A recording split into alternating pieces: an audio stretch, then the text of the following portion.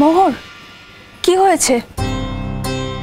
আরে আমি হোস্টেলে খাওয়ার টাকা জমা দিইনি, তবুও উনি আমাকে একটা বিল ধরিয়ে দিলেন। আশ্চর্য, উনি কি ঘুমিয়ে ঘুমিয়ে কাজ করে? আমি বুঝতে পারি না। যাকে, তোরা একটু রিহার্সেল কর, আমি অফিস থেকে একটু কথা বলে আসছি। হয়তো অন্য কারোর টাকা আমার ঘরে ভুল করে চাপিয়ে দিয়েছে, ব্যাপারটা কারেকশন করে আসছি। শাশ্বতী, মোহর বসুকে বলে দাও যে সব জায়গায় একটা ডিসিপ্লিন আছে। রিহার্সাল রুমে ওর জন্য কেউ অপেক্ষা করে থাকতে পারবে না। ওর যদি কোনো পার্সোনাল কাজ থাকে তাহলে সেটা যেন ও পার্সোনাল টাইমে মিটিয়ে আসে। স্যার, কলেজটা আমার পার্সোনাল প্রপার্টি নয়। কলেজ যদি আমার হয়ে টাকা জমা দিয়ে থাকে আর সেই টাকা যদি আমার না হয়ে থাকে, সেটা কলেজের ভুল, সেটা সংশোধন করা আমার দায়িত্ব স্যার।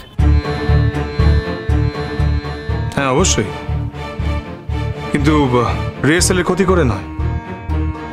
সংশোধন তুমি করো, কিন্তু রিহার্সালটাকে প্রায়োরিটি দিই। না না স্যার, ঠিক আছে।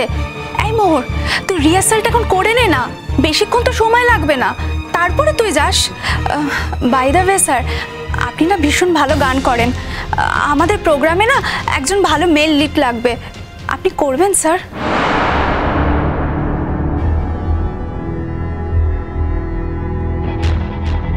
কালচারাল সেক্রেটারিটা তো তুমি হতে পারতে। সরি স্যার, আমি ভেবেছিলাম আপনি। এই মোহর, তুই তো একজনকে খুঁজছিলিস যিনি। শাশ্বতী, আমার ডিরেকশনে গান গাইলে ওনার প্রেস্টিজ চলে যেতে পারে।